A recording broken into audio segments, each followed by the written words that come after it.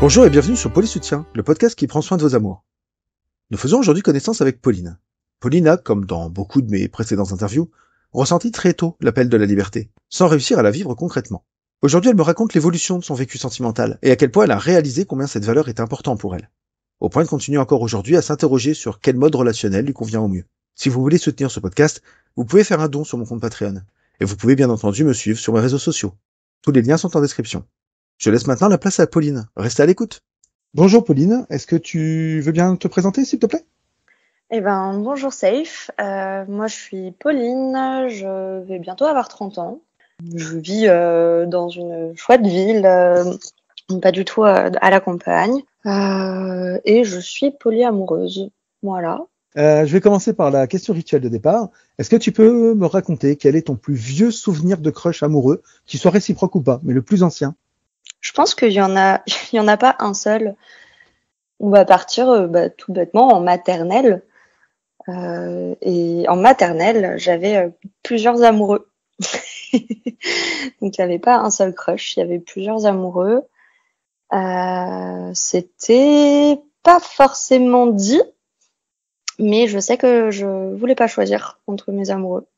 Et après, bien plus tard, j'ai eu des émois amoureux à différents niveaux selon l'âge que j'avais. Donc au collège, c'est les prémices des petits guillis dans le ventre et des papillons et qui évoluent dans l'intensité avec mon âge qui évolue aussi.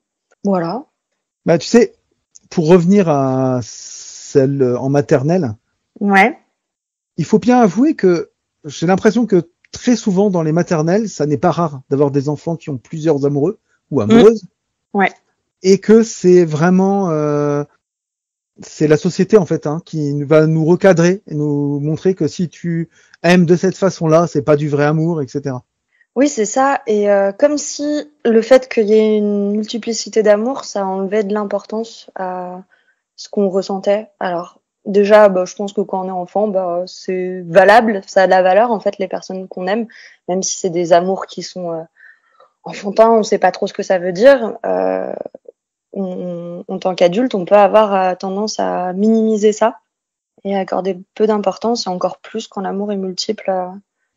Du coup, est-ce que je peux te demander que représentait l'amour pour toi quand tu étais donc école maternelle et élémentaire ?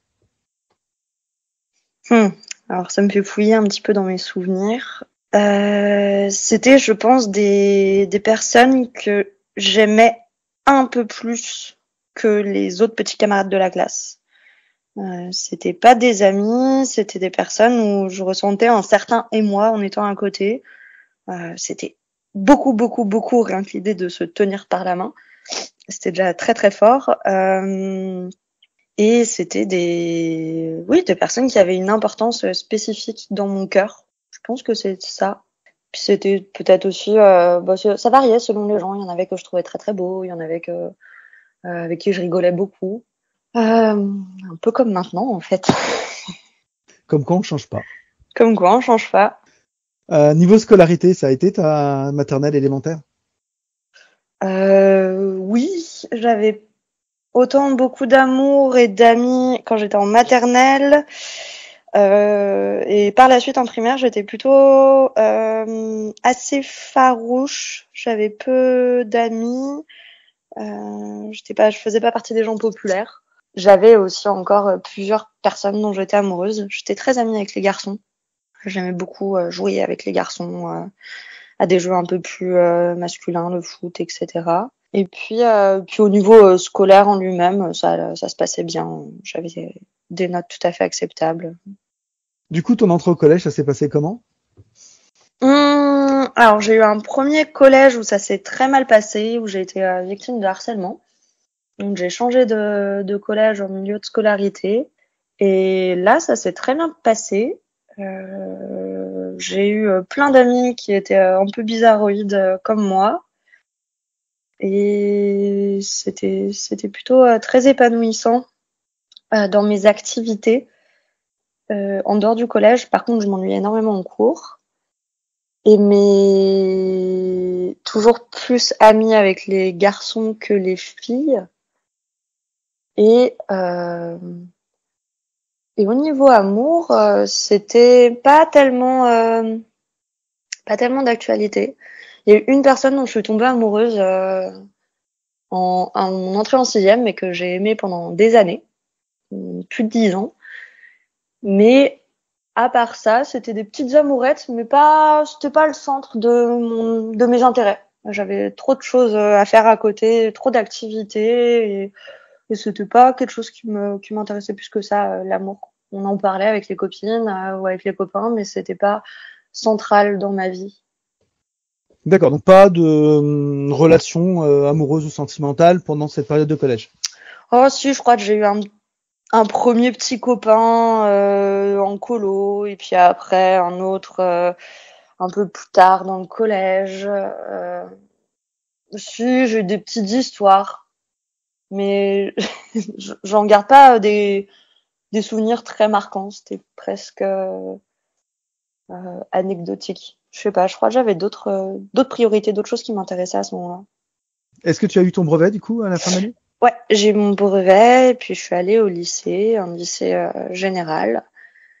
Du coup, je te laisse développer. Ouais. Bon, tout est assez classique dans mon parcours. Je crois que j'ai eu un rapport aux émois amoureux teintés de sexualité, comme on peut l'avoir quand on est en pleine adolescence et plein d'hormones. Je crois que ça a commencé plus tard pour moi. J'ai une puberté plus tardive, donc j'ai ressenti les choses dans mon corps plus tardivement aussi. Donc ça a commencé à m'intéresser vraiment au milieu de lycée, je dirais. Et à ce moment-là, j'avais pas de petits copains ou de petites copines. Il y avait des personnes qui m'intéressaient. J'ai commencé à avoir des petites relations en soirée parce que c'est le moment où on commence à sortir un peu. Mais rien de très concret. En tout cas, oui, rien de très concret au niveau des relations non plus. C'était assez classique, ça prenait un peu plus de place dans ma vie, mais c'était pas forcément le plus important pour moi à ce moment-là. T'as eu ton bac du coup derrière? Du coup, j'ai eu mon bac et j'ai commencé mes études supérieures. Et là, j'ai été en couple pendant 1 an et demi avec un garçon, un couple classique, encore une fois, exclusif. Hétéro, tout comme on m'avait bien appris à faire. Et ça se passait très bien, mais je comprenais pas trop pourquoi j'avais des crushs à côté. Donc il se passait rien, je le trompais pas, mais il y avait souvent d'autres personnes qui m'intéressaient. Et ça me perturbait parce que j'avais l'impression que ça remettait en cause complètement ma relation amoureuse que je vivais à ce moment-là. Puisque c'est bien ça que la société nous disait. Si t'es dans un couple et que t'es heureux ou heureuse dans ton couple exclusif, a priori tu vas pas regarder ailleurs. Et comme moi je regardais ailleurs, je me disais mince, c'est qu'il y a quelque chose qui va pas dans mon couple, alors que mon couple allait très bien. Oui, moi, j'appelle même ça autrement. Moi, je dis que dans l'exclusivité, on a toute une partie des gens, donc pas tout le monde, puisque toi, tu n'en fais pas partie, visiblement, mais on a toute une partie des gens dont moi, j'ai fait partie, qui développent une certaine forme de capacité au déni sentimental. C'est-à-dire que quand on a des crushs, on les renie, on les ignore, on les qualifie d'autre chose, on dit c'est ma meilleure amie, on dit c'est juste amical, etc. Et d'ailleurs, pour les gens comme moi, je dis que quand on a découvert la polyamorie, on perd cette capacité au déni. Alors quelqu'un qui ne l'a jamais eu, forcément, va pas le perdre. Mais je crois que c'est la grosse différence pour quelqu'un qui a vécu avec une exclusivité dans laquelle il se conformait bien, c'est qu'il perd cette capacité au déni. Ouais, effectivement, je pense que ça devait probablement être ça. Est-ce que tu as eu l'impression d'avoir du déni sur ces sentiments ou malgré tout parce que c'est vrai que là tu m'as dit que tu avais des crushs, mais je ne sais pas si tu t'en rendais compte à l'époque ou si c'est ton analyse d'aujourd'hui. Alors, je pense que j'analysais pas ça comme des crushs à proprement parler parce que j'entretenais pas ce premier sentiment que je pouvais avoir envers d'autres personnes. c'était pas autorisé. Donc de toute façon, c'était pas autorisé, j'y allais pas, je voulais pas tromper mon petit copain et du coup voilà, je remarquais que souvent d'autres personnes me plaisaient, ça m'intriguait, je lui en parlais pas et j'avais quand même juste l'impression que moi j'avais un gros problème en fait. Que j'avais un gros problème de pas être capable de me satisfaire de ma relation, j'avais l'impression que j'étais une mauvaise personne, de m'intéresser à d'autres personnes. Je pense que j'étais trop jeune pour mettre les mots sur crush. Évidemment, polyamour, ça, c'était quelque chose dont j'avais jamais entendu parler jusque-là.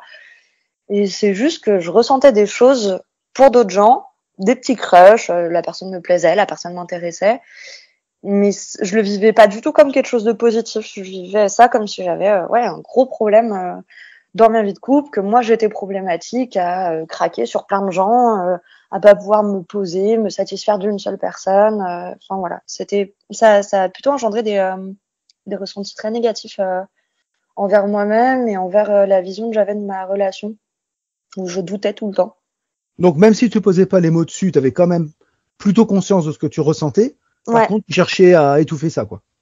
Ah oui, c'était pas autorisé. D'accord. Donc là, on est en quelle année à peu près dans cette période que tu évoques? Après les années 2010, 13, un truc comme ça. T'es toujours au lycée là, hein, c'est ça? Non, là je suis en études supérieures. Je suis dans mes premières années d'études supérieures. On a fait un saut. On a fait un petit saut. Bah oui, parce qu'au lycée, au final, j'ai eu un petit copain. Et en fait, un jour, il m'a largué pour retourner avec son ex, en ayant vraiment une façon de me l'expliquer qui était très vraie, très sincère. Écoute, j'ai encore des sentiments pour elle, elle aussi. Enfin voilà. Et en fait, je l'avais très bien vécu. Pas vraiment de jalousie. J'étais ah bon bah d'accord. Écoute, si c'est important pour toi, vas-y, y a aucun problème. Alors que je ressentais de l'amour pour cette personne, hein, qui était mon petit copain. Mais je l'ai vraiment laissé y aller parce que ça me semblait logique et ça m'a pas déclenché d'énormes sentiments de jalousie, en tout cas pas dont je me souvienne. Voilà. C'est marrant parce que dans un sens, je sens presque un terrain poli là-dedans, c'est-à-dire que tu n'as pas ressenti de jalousie. Et en même temps, je me demande si t'as pas même eu un peu de compassion envers lui dans le fait qu'il pouvait vivre ça. Bah, je pense. Alors ça, c'est ma grille de lecture là maintenant que oui, c'est difficile, j'ai le vécu, le vocabulaire, etc. Bien sûr. Mais je me demande si en fait, est-ce qu'on est polyamoureux ou est-ce qu'on devient, je sais pas. Mais j'ai quand même l'impression d'avoir eu plein de petits cailloux sur tout mon chemin de vie qui montraient que j'étais déjà un peu dans une polyamorie depuis toute petite. Après, est-ce que c'est aussi mon analyse là maintenant parce que on regarde en rétrospectif avec nos lunettes de polyamoureux et que du coup on voit des signes partout, ça j'en sais rien. Bah, si on devait réfléchir, le fait de ressentir des émotions pour plusieurs personnes à la fois, ça n'est pas rare, même chez les personnes exclusives. Exactement. D'ailleurs, c'est pour ça qu'on tombe dans l'adultère dans beaucoup de cas. Ou alors ils se renient et ils sont malheureux, donc c'est pas mieux. Par contre, ça c'est forcément la partie innée. La partie qui ne l'est pas, donc pour moi c'est un peu des deux, bah, c'est toute l'éthique qu'on va vouloir y mettre. C'est-à-dire que l'éthique n'est jamais innée, quoique. Mais voilà, chercher à faire un travail sur soi-même pour que les choses fonctionnent le mieux possible, essayer de développer sa communication au sein du couple, ça c'est pas des choses innées, c'est des choses qui vont se travailler. Donc c'est un petit peu, pour moi ça peut quand même être inné. Et je pense que c'est des vrais signes qu'on sent quand on a comme notre grille de lecture, mais elle ne nous permet pas de, comment dire ça, on surinterprète pas, on voit des choses qu'on voyait pas avant. C'est comme ça que je le prends en tout cas. Ouais, oui c'est possible. Après je pense que tout est à des degrés différents. Il y a des gens qui sont fondamentalement pas polyamoureux, qui ne pourront jamais, qui ne veulent pas et qui en sont très heureux. Des personnes qui sont peut-être des polyamoureux qui s'ignorent ou se renient, et puis des personnes qui sont polyamoureux de manière plus spontanée, d'autres qui vont devoir faire un vrai gros travail pour pouvoir le vivre sereinement, notamment concernant la jalousie, qui est un sentiment où je vois bien qu'on n'est pas tous égaux dans notre façon de vivre spontanément la jalousie. Oui, et puis plus tu as de blessures dans ton vécu, et plus ça va être compliqué. Ouais, c'est vrai. Moi, j'avais pas de peur de l'abandon, de rejet. Donc sentimentalement, j'ai pas trop développé ça. J'ai connu très très peu de jalousie. Par contre, quand ça arrivait, c'était toujours parce que j'avais peur de perdre la relation, mais parce que j'avais des signes qui pour moi étaient des vrais signes. Quand t'as ta petite amie qui se rapproche beaucoup d'un autre garçon, tant que tu es dans un schéma exclusif, ça peut être dangereux. Si on est dans un schéma poli, bon bah là c'est différent parce que tu sais que elle peut développer cette relation sans que tu la perdes. Je pense que c'est parfois ça le plus important à développer quand on découvre les relations plurielles. C'est cette capacité à se dire, c'est pas parce il ou elle va aimer quelqu'un d'autre que ça veut dire que je vais le perdre. Ouais, tout à fait. Il y a cet aspect-là, mais il y a aussi l'aspect de la peur de perdre la relation versus en fait ce que ça crée chez soi dans sa confiance en soi. En fait, souvent, j'ai remarqué que quand on est jaloux, c'est juste qu'on se sent nous pas en pleine confiance, notamment dans sa relation. Ça rejoint ça aussi, mais quand tu as un partenaire qui te rassure en te disant écoute, quoi qu'il arrive, ça ne changera rien dans ce que je ressens pour toi, c'est hyper sécurisant versus la peur que l'autre aille voir ailleurs et que l'autre nous abandonne ou préfère quelqu'un d'autre Ouais, je suis d'accord et je trouve même qu'il y a il y a un angle de vue qu'on parle peu sur les groupes polis. C'est l'inverse, c'est-à-dire la peur de perdre l'autre lorsque l'on entre nous-mêmes en relation avec quelqu'un. Et ça va être la même chose. On va avoir besoin aussi que l'autre nous rassure, que l'autre personne nous dise je vais pas te quitter parce que tu rentres en relation avec quelqu'un. Je pense que ça marche dans les deux sens. Ouais. Ouais, et puis faut quand même dire qu'un début de relation, ça chamboule quand même beaucoup. Il y a la NRE, la New Relationship Energy, c'est cette énergie très fulgurante qu'on vit en début de relation. Tout est bouleversé, tout est intense. On pense beaucoup plus à la personne qu'on vient de rencontrer, on a envie de passer plus de temps avec. Souvent sexuellement, c'est assez intense aussi. Et quand on a des petits codes sociaux appris de quand tu ressens ça, c'est ça l'amour et c'est ça qui fait que c'est la bonne personne. Si t'as pas déconstruit ça, en fait, tu te dis dès que je rencontre une personne comme ça squeeze complètement mes autres relations et ça remet un peu tout en question sur les autres relations. Alors que quand on sait que ça existe, on peut le vivre, on peut même le formuler à ses partenaires, dire écoute voilà, moi je suis un peu moins dispo en ce moment, ou j'ai peut-être un peu moins envie d'intimité avec toi parce que je suis en train de vivre ça à côté. Et en fait, c'est totalement ok quand ça se discute. Oui, je suis d'accord avec ça. Du coup, fin de lycée, j'ai mon bac et je me dirige vers un cursus médical. Là, du coup, j'ai mon premier petit copain en études sup où ça dure 1 an et demi à peu près. Et c'est là où je réalise que d'autres personnes me plaisent et que je comprends pas pourquoi d'autres personnes peuvent me plaire alors que tout va bien dans mon couple et que je suis très amoureuse de ce petit copain. Et j'ai l'impression d'être une mauvaise personne,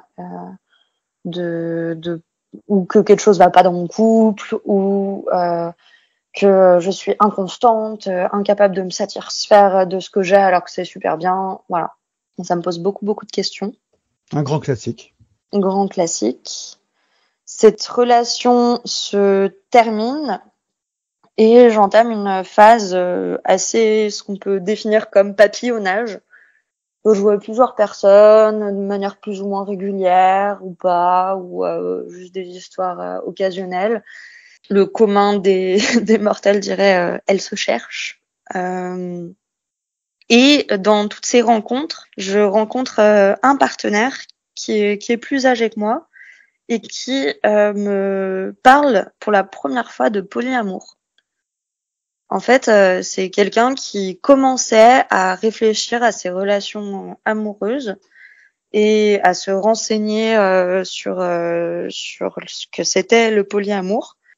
Du coup, voilà, il m'en parle. Il me parle de ses autres partenaires qu'il a, il les nomme, ce qui n'avait jusque-là jamais été fait en fait dans mes relations. Jusque-là, quand je relationnais avec quelqu'un, c'était tellement ok, on est libre, on fait ce qu'on veut, on voit qui on veut. que les autres n'avaient pas de nom, pas d'existence. C'était un peu des espèces de petits fantômes qu'on voit pas, qu'on ne connaît pas et dont on ne parle pas.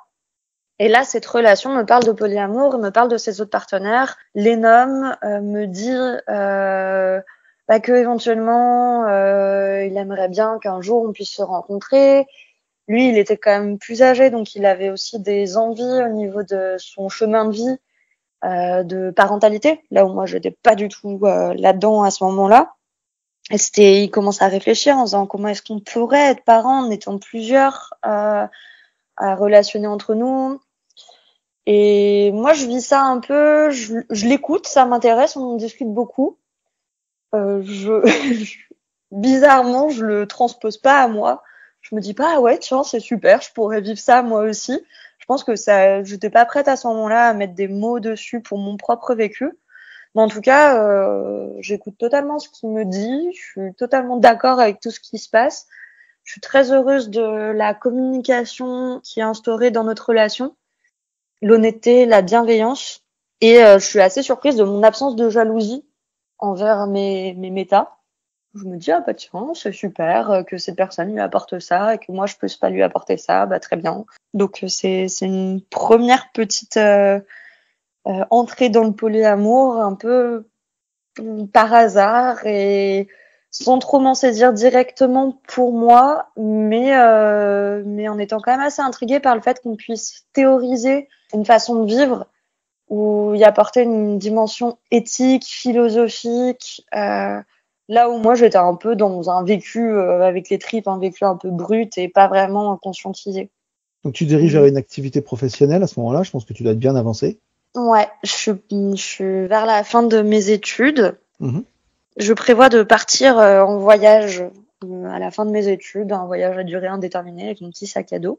Et comme par hasard, juste avant de partir en voyage, je rencontre un garçon et on tombe très amoureux. Lui, À ce moment-là, tu es toujours avec le partenaire dont tu m'as parlé juste avant? Non, à ce moment-là, ça s'était fini.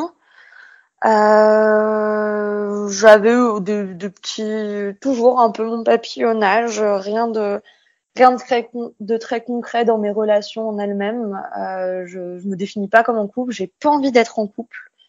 C'est un truc qui m'attire pas du tout. J'y vois plus de contraintes que de positifs. J'ai besoin de liberté. Toujours eu besoin de liberté depuis toute petite. Et donc voilà, donc je suis pas du tout là-dedans. En plus, j'ai mon projet de voyage, donc pas du tout envie de m'encombrer d'une relation. Désolée pour le terme, mais c'est vraiment ça. J'ai envie d'être libre dans ma tête, dans mon corps, et j'ai pas la tête à ça en fait. Sauf que je rencontre cette personne quelques mois avant de partir et on tombe fou amoureux. Mais moi, je veux pas remettre en question mon voyage. Je veux continuer à faire ce projet-là. Je veux partir seule. Ok, pour qu'il me rejoigne à certains endroits, mais en tout cas, c'est mon projet. Et bah forcément vient un peu la question de la liberté sexuelle au sein de notre couple, sachant qu'on va être en relation à distance pendant un bon bout de temps et surtout une bonne distance. Et là, tu précises liberté sexuelle. Est-ce que ça implique aussi le relationnel ou tu vas vraiment évoquer que la liberté sexuelle? Et ben justement, c'est là où on s'est un peu pris les pieds dans le tapis. De base, la question est évoquée sur la liberté sexuelle. Moi, j'avais entendu parler de couple libre. Lui, il sortait d'une relation longue et je pense qu'il avait pas envie de se reposer tout de suite. C'était un peu on n'est pas prêt à être en couple, mais bon, aïe, on est tombé amoureux, qu'est-ce qu'on fait de tout ça, sachant qu'en plus on va vivre à distance. Et on commence à poser des bases de couple libre. Donc, on est en couple, ça c'est clair pour nous, c'est clair pour les autres, mais on a une liberté sexuelle d'avoir d'autres partenaires. D'autant plus qu'on allait être à distance physique, on allait être très loin, sur des continents très éloignés, pendant plusieurs mois. Et on s'accorde là-dessus et on met en place j'ai l'impression que ça vient plutôt quand même de lui. On met en place des règles, des limites. Et des limites qui sont assez claires on voit pas plusieurs fois la même personne, on ne voyage pas avec quelqu'un qui est notre amant ou notre amante. Voilà, donc on met ça en place. Je pars en voyage et on vit tous les deux un peu notre liberté. Et c'est pas sans clash, ça demande beaucoup d'ajustements. On était une relation toute nouvelle, donc forcément il y a plein de choses à discuter en permanence. Et il y a aussi des périodes de jalousie. Puis on ajoute à ça la douleur de pas se voir parce qu'on était loin, bah c'est difficile. Et puis c'est pas forcément très évident, au point que au bout de quelques mois de voyage, je fais le choix de rentrer. Parce que soit c'était je rentrais et je sauvais cette relation, soit je continuais à voyager et je disais au revoir à cet amour. Donc je rentre et on emménage ensemble, toujours en couple libre et toujours avec de nombreuses règles qui au final s'apparentent plutôt à un peu comme un permis d'aller voir ailleurs, mais pas plus. Faut pas de continuité, faut pas que ce soit des gens qu'on connaisse mutuellement, il faut pas que il y ait de sentiments et enfin voilà. Donc c'est ça qui se passe. Et en fait moi je mets pas les mots dessus à ce moment-là, mais en fait moi ça me convient pas. Ça me convient pas d'avoir juste un permis d'aller voir ailleurs.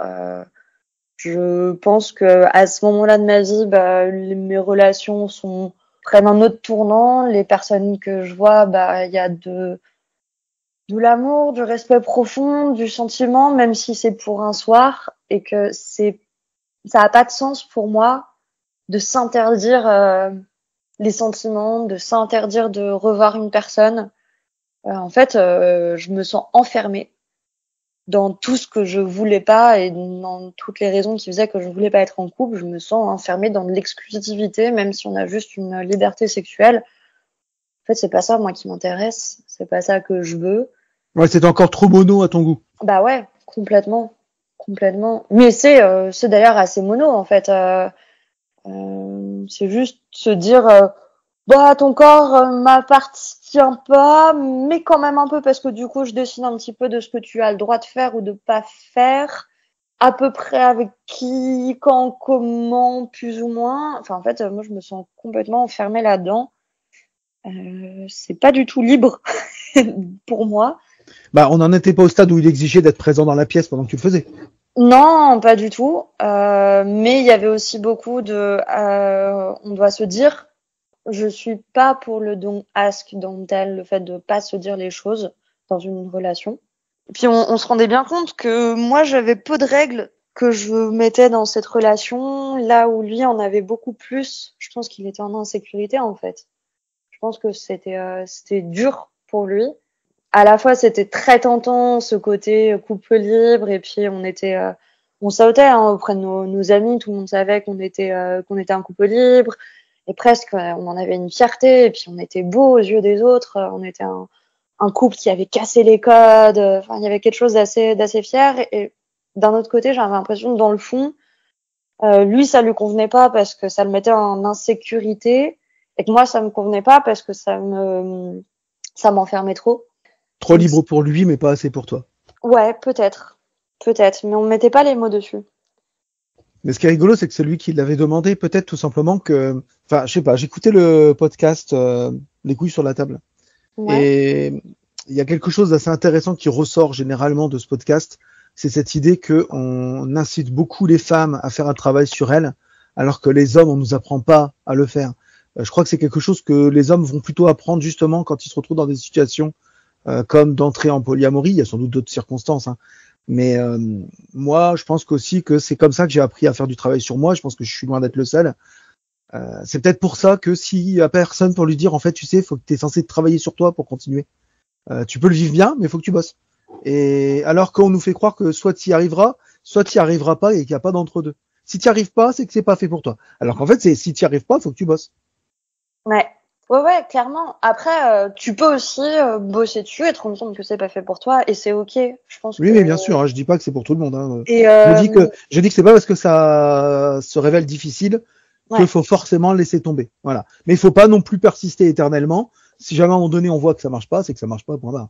bah, c'est On peut surtout aussi si ça fait laisser trop mal. tomber un jour J, Hein, puis reprendre plus tard à un moment donné où ça va mieux. Parce qu'il faut parfois exactement. aussi des gens, je sais pas moi, tu tombes amoureux d'une personne, tu proposes l'ouverture du couple à ta relation principale, sauf que juste à ce moment-là, vous êtes en pleine difficulté, vous avez des dettes, vous avez des grosses tensions dans le couple, etc. Bon bah là c'est pas le moment et ce travail sera pas possible d'être fait en fait. Donc parfois ça peut être aussi se dire c'est pas pour tout de suite. Tout à fait. Et puis en fait, à l'époque de cette relation, c'était aussi hyper compliqué parce qu'on avait ce modèle-là aux yeux de tout le monde de couple un peu parfait, qui a tout déconstruit, qui est hyper ouvert et en même temps hyper amoureux et en même temps il n'y a pas de jalousie, etc.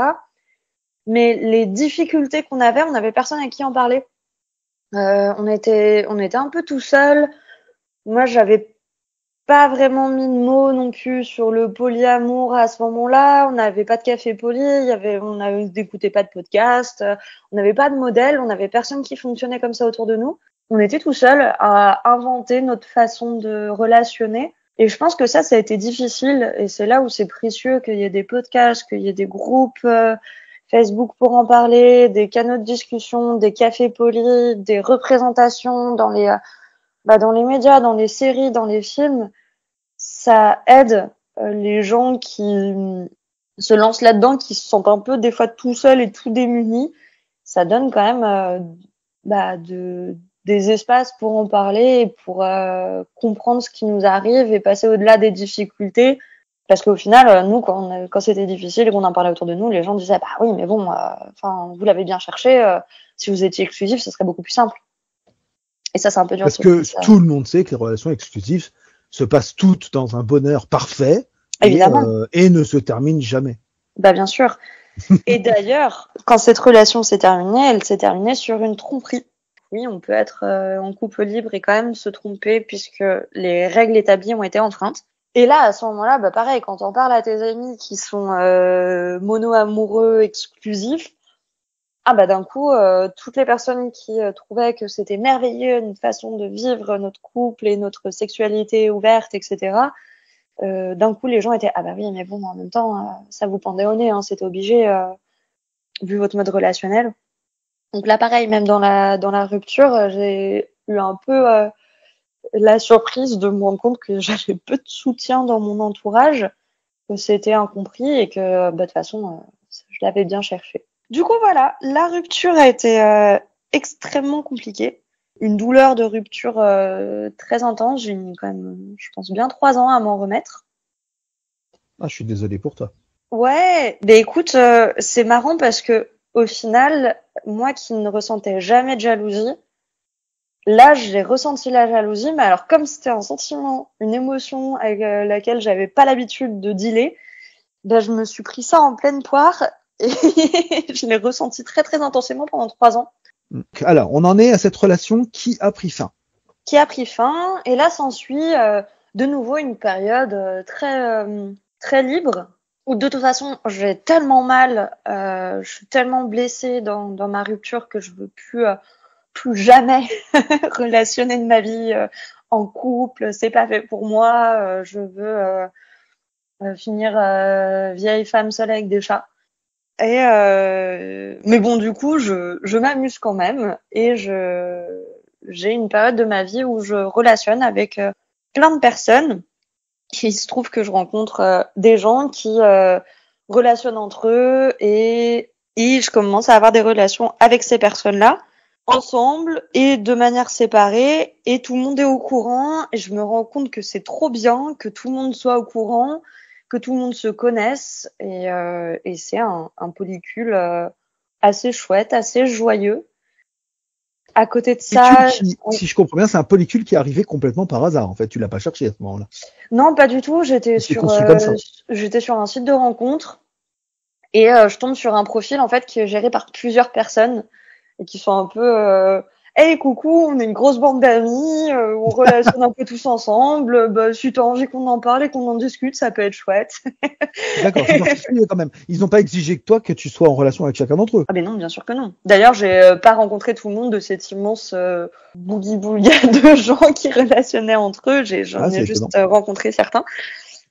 Et c'était des relations d'intensité différentes. Certains, ils se voyaient très, très occasionnellement. Certains, c'était uniquement sexuel. D'autres, c'était des relations un peu plus suivies. Enfin, il y avait plein de types de relations. Rien n'était très défini. Tout était OK, tout était ouvert, tout était libre et tout était joyeux. Et je pense que là, on peut dire, j'ai activement été dans quelque chose de polyamoureux. Sans toujours le conceptualiser ou mettre des mots dessus, c'est juste que je le vivais et que c'était chouette. Et c'était il y a longtemps, ça? Il y a... Ah mais si, bien sûr, c'était en 2019-2020. Je sens qu'il va y avoir une histoire de confinement. Il va y avoir une histoire de confinement. À cette époque, j'ai aussi un de mes partenaires qui est anare, donc anarchiste relationnel. Donc pour lui, déjà, de base, il a énormément théorisé ce qui était les relations multiples, le polyamour, etc. Donc, on en discute beaucoup. On a des très, très chouettes discussions. Et il me parle du fait qu'il est anarchiste relationnel et ce que ça signifie pour lui. Et je trouve que l'idée est assez sympa. Ça me plaît beaucoup. Il y a aussi ce truc de... ses partenaires sont nommés, existent. Il peut arriver que on soit ensemble, qu'on passe une soirée ensemble et qu'à un moment ils disent je suis désolée, là je vais prendre 5 minutes pour répondre à mon autre relation parce que elle a besoin d'un truc ou elle va pas très bien et c'est totalement OK en fait que ça se passe et que ce soit dit, que ce soit pas caché, que ce soit que ce soit très libre, très ouvert, que le fait qu'il n'y ait pas de hiérarchisation entre ces relations me sécurise énormément. Je crois que j'aime pas cette idée de relation principale et secondaire. J'aime pas l'être pour quelqu'un, j'aime pas que quelqu'un le soit pour moi. Et là, je commence un peu à comprendre effectivement que pour moi, le polyamour, il va pas passer par le couple libre, il va pas passer par l'idée du couple, mais il va passer vraiment par l'idée de relations polyamoureuses, pas forcément hiérarchisées entre elles, mais qui sont toutes importantes à leur manière, dans leur temporalité, mais que tout a de l'importance en fait. Et du coup, c'est par le biais de ces personnes que tu as pu développer un petit peu ton fonctionnement en tant que poly? Je pense que c'est le moment où j'ai commencé à un peu plus le théoriser, un peu plus comprendre ce qui moi m'allait, comprendre aussi que ce que j'avais vécu en couple libre, c'était clairement pas pour moi. Comprendre aussi que c'était possible d'aimer encore, puisque je rappelle que j'étais dans une rupture tellement douloureuse que pour moi, je pensais pas qu'il était possible un jour d'aimer de nouveau. Et là, je vis plusieurs amours qui sont d'intensité qui peuvent être variables ou d'expression variable, mais que tous sont valables de la même manière, sur le même plan en fait, et que surtout que tout est très clair, très discuté, très dit, rien ne se cache, les gens sont nommés et que tout le monde est OK avec ça. Et là, je découvre un monde de waouh, en fait, c'est génial. On peut ne pas vivre de jalousie, on peut ne pas vivre de difficultés dans nos relations. Ça peut être simple, ça peut être joyeux. Et il peut y avoir quand même beaucoup d'amour et c'est pas ce que j'avais eu jusque-là dans ce que je vivais au niveau du papillonnage où c'était surtout physique ou sexuel ou amical, mais qu'il y avait pas cette intensité-là. Donc là, je vis une période un peu faste et joyeuse dans ma vie. Nous sommes en mars 2020. Et donc, du coup, on va enchaîner sur le confinement. Exactement. Donc là, le Covid arrive et patatras, tout s'effondre. D'autant plus que moi, je travaille à l'hôpital. On avait très peur de ce virus quand il est arrivé. Et évidemment, moi, en première ligne, en travaillant à l'hôpital en tant que soignante, c'était impossible pour moi de continuer à voir ces personnes-là. J'étais un peu... je me suis auto-pestiférée, en fait. Je me suis dit que moi, j'étais trop à risque et que je voulais pas continuer à voir toutes ces personnes qui étaient importantes pour moi parce que j'avais pas envie de les contaminer et que surtout tout le monde voyait tellement de gens à côté que je risquais d'être un foyer Covid à moi toute seule et je voulais pas ça. Donc j'ai arrêté de voir tout le monde et ça a été difficile. Ça a été une fin d'une période en fait. Donc de fait, tu t'es un peu concentré sur le travail, j'imagine? Bah, de toute façon, j'avais pas le choix, hein, à l'époque. On n'avait pas trop le choix pour les soignants à l'hôpital. C'était pas une période très très joyeuse. Donc voilà, donc je passe de cette période très joyeuse à quelque chose d'assez seul. La seule personne avec qui je suis d'accord de relationner, c'est quelqu'un qui est aussi soignant dans le même hôpital que moi, où je me dis bon bah voilà, s'il a le Covid, c'est pas grave, c'est pas moi qui l'aurais filé, ça sera via son boulot. S'ensuit une période où je change de ville. On est toujours en Covid, mais un peu plus tard. Et là, de nouveau, je recommence à avoir des relations multiples où tout le monde est au courant de tout et tout est ok. Les gens sont nommés. Il se trouve, il y a des histoires un peu marrantes de je fais un date avec quelqu'un qui me parle de son partenaire et en fait ce partenaire-là la veille avait daté un de mes partenaires, enfin des trucs un peu rigolos de ah tiens en fait tu connais machin, bah ok c'est marrant, c'est rigolo, enfin donc plutôt joyeux, ouvert, consenti, avec beaucoup de bienveillance, beaucoup de communication et ça me convient bien. Suite à ça, j'ai quand même une petite partie de moi qui se dit ok Pauline c'est bien cool tout ce que tu vis là. Mais est-ce que dans le fond, en fait, c'est pas une sorte de fuite d'un mode de vie plus classique tel qu'on te l'a enseigné depuis ton plus jeune âge par la société, les médias, les contes de fées, etc.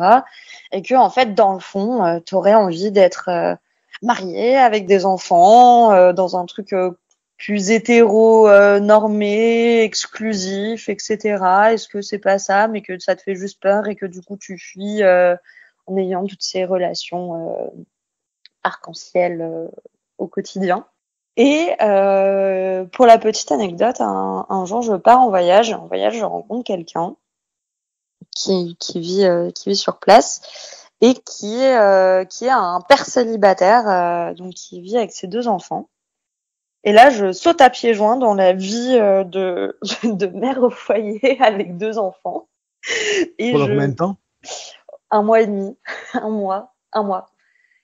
Et je vis ça. C'est mon quotidien. Et je me rends compte que ça me convient pas du tout. C'est bien, c'est pas tout le monde qui a l'occasion de faire un bêta-test de vie familiale. Et ben, je pensais que c'était impossible. Je me disais bien que, a priori, si tu te dis, ah, est-ce que j'ai envie d'être parent ou pas, tu peux pas essayer d'avoir un enfant et puis au bout de quelques mois ou 1 ou 2 ans te dire, ah non, en fait, finalement, ça me convient pas. Enfin, non, pour moi, c'était impossible. Et, et si, j'ai eu l'occasion de le vivre. Alors, c'est peut-être pas la même chose que quand c'est tes enfants, que tu as choisi d'avoir avec une personne. Bah non, parce que déjà là, tu as pu les ramener au service après-vente, alors que normalement, tu peux pas. Exactement. Mais j'ai pu faire ce test d'être parente et aussi dans un truc très classique, un peu patriarcal. Hein. J'attendais monsieur le soir qui rentre du travail en ayant fait de la cuisine. Enfin bref. Mais je l'ai vécu pleinement comme expérience et j'ai pleinement aimé le vivre à un moment donné et aimé ne plus y être probablement pour le reste de ma vie. C'est pas fait pour moi, c'est pas ce que je veux et c'est bien parce que ça m'a permis de vraiment dire ok, en fait c'était pas une espèce de fuite de quelque chose de plus classique, c'est vraiment pas fait pour toi, c'est vraiment pas ce que tu veux. Bah go, va à fond dans le polyamour et ce sera ça pour peut-être le reste de ma vie ou au moins les plusieurs années à venir, quoi. Mais c'est rigolo parce que à travers ton récit, tu continues à parler de polyamour. Ouais. Mais est-ce que finalement, tu n'es pas plus toi-même dans une anarchie relationnelle? Je sais pas. C'est un peu ma question du moment. Là, actuellement, là où je vis, j'ai des relations. Je les appelle mes amis amoureux et amies amoureuses, qui sont des personnes qui comptent énormément pour moi. Et pour revenir à ta question sur est-ce que je suis anarchique relationnelle ou pas au final, je vais pas forcément hiérarchiser mes amis et mes amours. Et d'ailleurs, mes amours sont aussi souvent mes amis. Et parfois, mes amis sont aussi mes amours. Je sais pas si c'est clair. La frontière n'est pas très nette. Surtout, j'ai pas d'amis amoureuses en ce moment. Et il y en a un qui est dans une autre ville, il y en a un qui est dans ma ville. Et toutes ces personnes, en fait, sont extrêmement importantes pour moi. pas nécessairement hiérarchiser, mais en fait, je sais pas ce que ça veut dire hiérarchiser une relation. Est-ce que c'est le temps que tu y accordes? Est-ce que c'est l'intensité d'amour que tu ressens pour la personne? Je Est-ce crois que qu'il faut c'est... se renseigner un peu sur le concept et écouter des témoignages de gens qui le vivent, mais j'ai l'impression, moi je ne le suis pas, hein, mais j'ai l'impression que les personnes qui vivent en anarchie relationnelle euh, font quand même des préférences, mais qui sont liées plus à des questions d'agenda, Hmm. d'opportunité. Une personne va avoir la priorité si jamais tu la vois pas pendant 6 mois, elle va devenir prioritaire de fait parce que tu risques pas de la revoir pendant 6 mois. Mais Ouais. c'est pas forcément la personne. Ou alors, par exemple, quand tu as des engagements communs, si t'es Un en relation avec enfant. une personne avec qui tu as un enfant, forcément elle va devenir prioritaire. Si vous avez une maison et un crédit en commun, elle va devenir un peu plus prioritaire. Mais c'est plus des questions d'agenda et de planning. Ouais, alors on peut dire dans ce cas-là, je hiérarchise pas mes relations, que je suis anarchiste relationnelle. Moi, c'est plus là vraiment la question que je me pose, c'est ça veut dire quoi hiérarchiser en soi pour quelqu'un qui dit je ne suis pas anarchiste relationnel, je suis simplement polyamoureux en hiérarchisant mes relations. Je vois pas en fait, j'arrive pas à conceptualiser ce que ça veut dire. À quel moment tu te dis est-ce que c'est la quantité d'amour, est-ce que c'est le temps passé ensemble, est-ce que c'est le la façon dont tu vas t'engager dans un crédit, dans des enfants, dans le fait de présenter à la famille, dans les activités que tu fais, dans les potes que tu te présentes, j'en sais rien. En tout cas, moi, j'ai pas ce sentiment-là de hiérarchiser mes relations. Évidemment qu'il y a des fluctuations d'intensité amoureuse.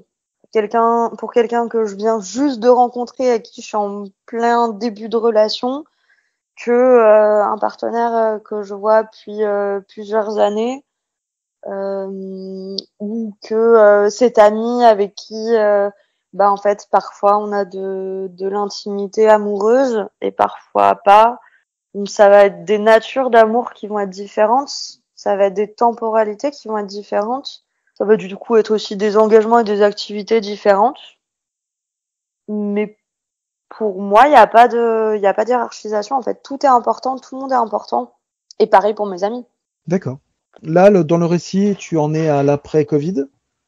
Après Covid, j'ai déménagé. J'ai eu cette période encore de nouveau avec plein d'amis amoureux, amies amoureuses, dont plusieurs se connaissent entre eux. Et en tout cas, tout est dit, tout est nommé. Les gens ont de l'importance et c'est souvent très joyeux et très discuté. Et c'est là aussi où je me rends compte que la base que je mets dans toute relation, qu'elle soit amoureuse, amicale, même professionnelle, ce que tu veux, ça va être vraiment sur la base de bienveillance, de consentement et de communication. Et que en ayant ça, et de l'authenticité aussi, en partant de soi, de ce qu'on ressent, et qu'en partant de ça, tu fais ce que tu veux de ta vie. C'est-à-dire que l'autre est d'accord, tu exprimes qui tu es, ce que tu souhaiterais, ce que tu ne souhaiterais pas. Tu accueilles ce que là où est l'autre, tu t'assures de son consentement et tu parles et surtout ton but c'est de ne pas nuire. Et ça, je crois que avec ça, tu peux relationner de la manière que tu veux, avec qui tu veux.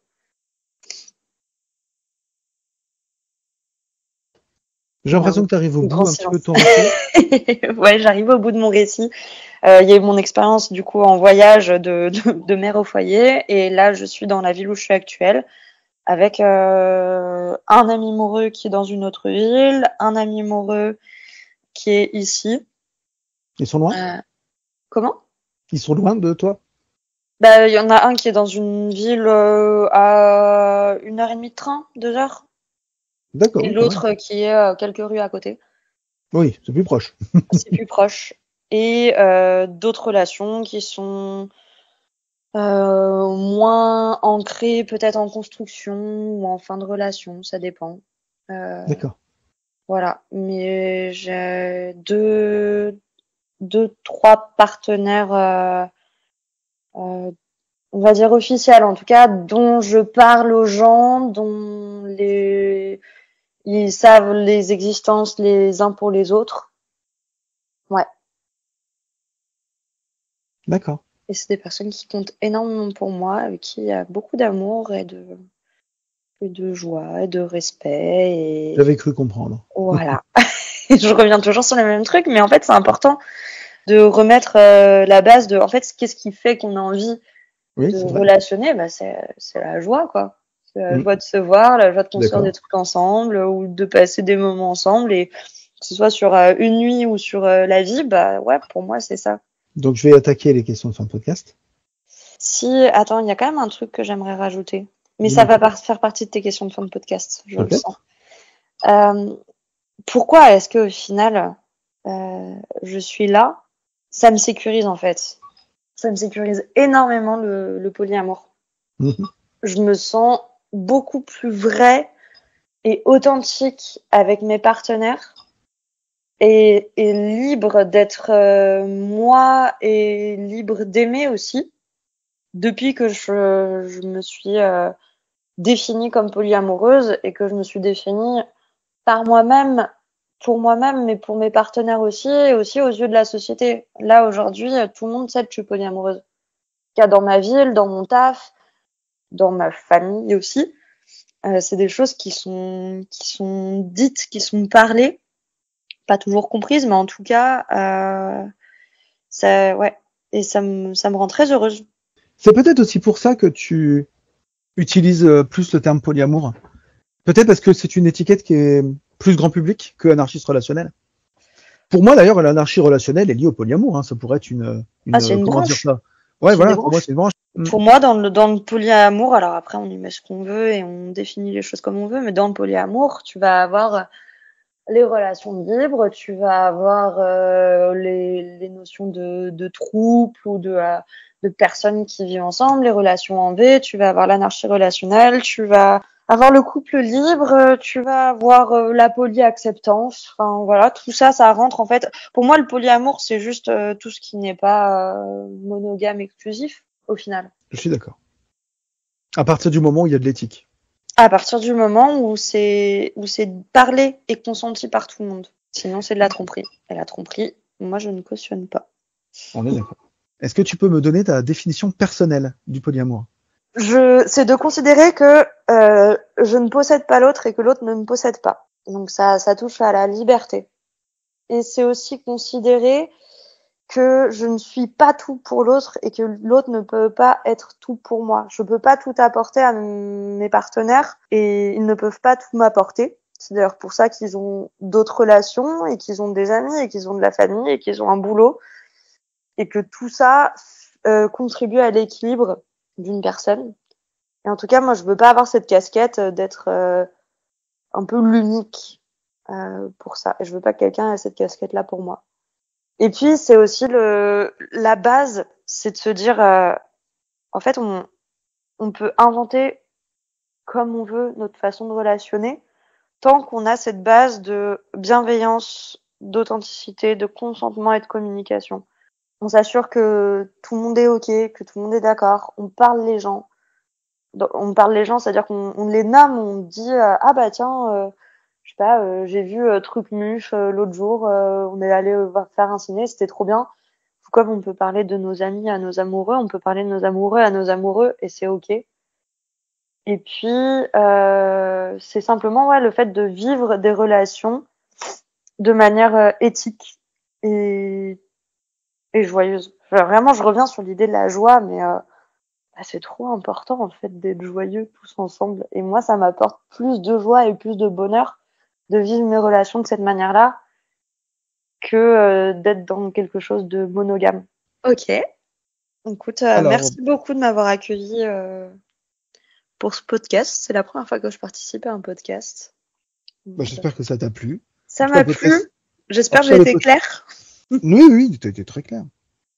Alors, le podcast est terminé. Je te remercie d'avoir répondu à mes questions. Et puis, peut-être une autre fois. Bah oui, merci à toi. Peut-être une autre fois. Merci pour ce que tu fais.